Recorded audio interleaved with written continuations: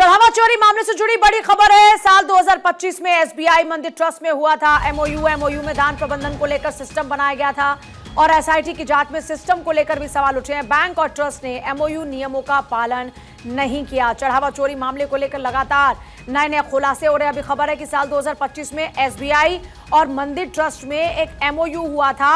MOU में दान प्रबंधन को लेकर एक सिस्टम तैयार किया गया था ताकि इस तरह का कोई घालमेल ही ना कर पाए, लेकिन एसआईटी की जांच में सिस्टम को लेकर ये सवाल उठे हैं। बैंक और ट्रस्ट दोनों ने ही एमओयू नियमों का पालन नहीं किया।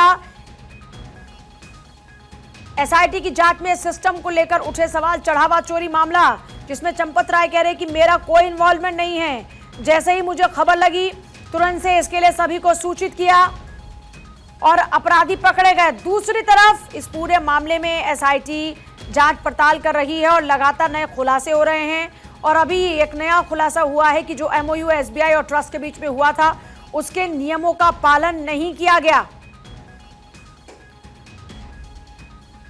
नीलेश चौहान मेरे साथ इस वक्त है। नीलेश, कहां खामियां निकली?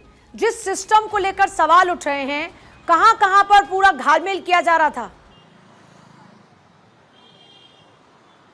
देखिए पूजा, बिल्कुल अगर हम राम मंदिर में चढ़ावे में हुए हेरफेर की बात करें तो जहां जहां एसआईटी ने जांच की वहां खामियां पाई गई।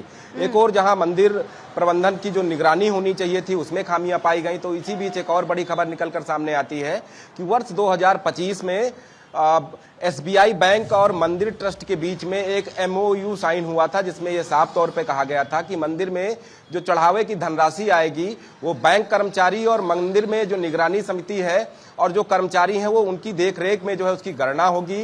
बाकायदा एक नियम फॉलो किया जाएगा कि जो करेंसी होती है उसको गणना करने के बाद एक बक्से में सील पैक किया जाएगा, उसके बाद भारी सुरक्षा व्यवस्था के बीच में उसको बैंक तक पहुंचाया जाएगा। इन तमाम नियमों को ताक पर रखकर लगातार जो है गणना हो रही थी। जो धनराशि दान में आती थी उसकी गणना में जब खेल उजागर हुआ तो अब जो है बैंक कर्मचारियों के ऊपर भी जो है कार्रवाई की तलवार लटकती हुई दिख रही है, क्योंकि एसआईटी की प्रारंभिक जांच रिपोर्ट में माने तो एसआईटी ने भी ये माना है कि बैंक कर्मचारियों की भी इस पूरे मामले में संलिप्तता हो सकती है, क्योंकि उनकी भी अपनी जिम्मेदारी बनती थी कि देश और दुनिया भर से प्रभु श्री राम के दर्शन करने के लिए लोग अयोध्या नगरी आते हैं और ऐसे में वो लोग कुछ दान जो है प्रभु श्री राम को अपना अर्पण करते हैं। और वो दान की जो धनराशि है उसको 2 पालियों में गिनने की व्यवस्था मंदिर प्रांगण में थी और एक कक्ष बाकायदा बनाया गया था जहां पर सीसीटीवी थी, उसके माध्यम से निगरानी रखी जानी थी।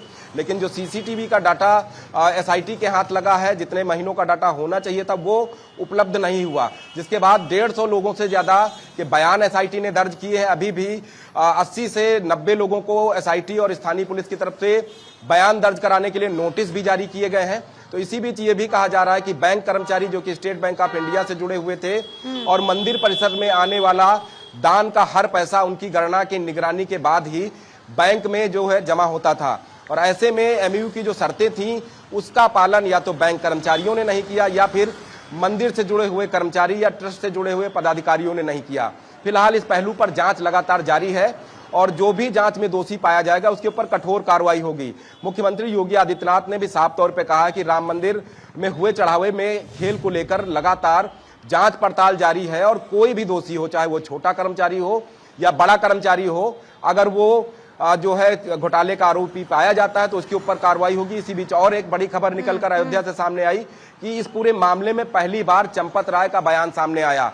उन्होंने कहा कि इस मामले से उनका कोई लेना देना नहीं है और जो भी कार्रवाई अभी तक हुई है उसमें वो एसआईटी और अन्य जांच एजेंसियों का भरपूर सहयोग कर रहे हैं और जो गिरफ्तारियां हुई हैं उनके ही निशानदेही के बाद गिरफ्तारियां हुई हैं। तो सवाल ये उठता है कि जब इतना बड़ा दायित्व चंपत राय के कंधों पर था कि वो निगरानी करेंगे, मंदिर प्रांगण में आने वाले दान का पैसा सुरक्षित तौर पर जो है बैंक तक पहुंचे, आखिर कहां से चूक हुई कि इतने बड़े पैमाने पर घोटाला हो गया। और जो कर्मचारी थे वो कहीं ना कहीं उन्होंने मंदिर के पैसे से अपनी आर्थिक स्थितियां मजबूत की। किसी ने अपना आलीशान घर को कोठी के रूप में बना लिया, किसी ने लग्जरी गाड़ियां ले ली, तो किसी ने अपना बैंक अकाउंट मजबूत कर लिया, किसी ने अपने सगे संबंधियों के नाम पर जमीनें खरीद ली और किसी ने जो करोड़ों की जमीनें थी उनको कई करोड़ में खरीदा।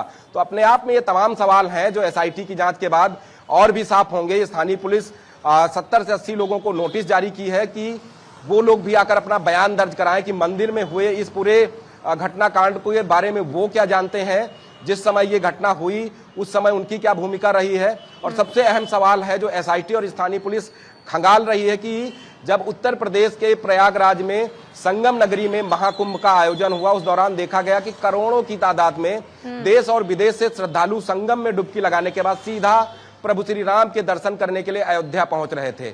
ऐसे में अगर प्रत्येक श्रद्धालु अपनी जेब से 10 रुपए भी दान कर रहा था तो वो दान की जो धनराशि है वो करोड़ों में पहुंच जाती है। तो ऐसे में क्या उस समय कितने रुपए का दान का घोटाला किया गया, कितने रुपए की चोरी की गई, उन तमाम पहलुओं पर जांच पड़ताल जारी है।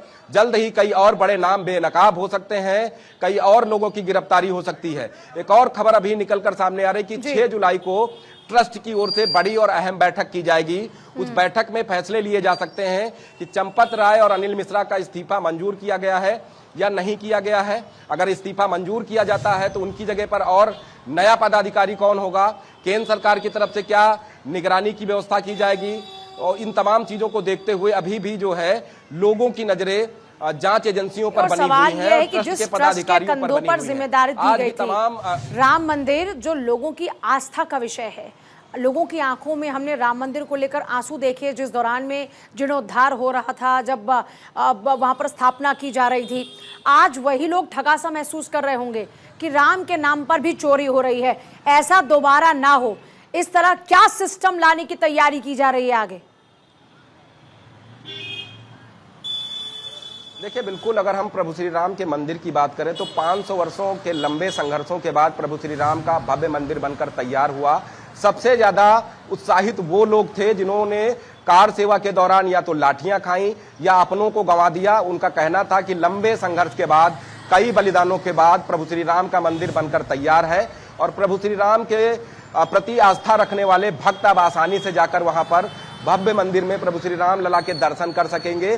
किसी को ये अंदाजा नहीं था कि प्रभु श्री राम के नाम पर आने वाली दान की धनराशि में भी गड़बड़ घोटाला किया जाएगा। अब लोग ये मांग कर रहे हैं कि कोई ऐसी पारदर्शी व्यवस्था बनाई जाए कि जो दान की राशि आती है उसमें कोई गबन ना कर सके। उसके लिए कर्मचारियों के लिए ड्रेस कोड लागू किया जाए और जो गणना कक्ष होता है जहां पर दान की धनराशि को गिना जाता है वहां बाकायदा 24 घंटे सीसीटीवी सर्विलांस लगाया जाए जो बिना किसी चूक के बंद ना हो। उसके अलावा अगर हम बात करें तो वो निगरानी जो है वो अयोध्या स्तर से लेकर प्रदेश स्तर पर हो ताकि कहीं से कोई गड़बड़ी ना हो और इस तरीके से प्रभु श्री राम की आस्था रखने वाले लोगों के मन में कोई ऐसी भावना ना उत्पन्न हो कि वो अपने गाढ़ी कमाई का कुछ पैसा प्रभु श्री राम की आस्था में आकर दान करते हैं ताकि जो है वहां पर व्यवस्थाओं को ठीक किया जा सके। और ऐसे में अगर दान करने वाले व्यक्ति को ये भरोसा नहीं होगा कि उनका पैसा सुरक्षित जगहों पर लग रहा है कि नहीं लग रहा है, रामलला की सेवा में लगाया जा रहा है कि नहीं लगाया जा रहा है, तो कहीं ना कहीं दान करने वाले लोग भी दान करने से पहले सोचेंगे। जाहिर तौर पर बहुत शुक्रिया नीलेश आपका फिलहाल पूरी जानकारी के लिए।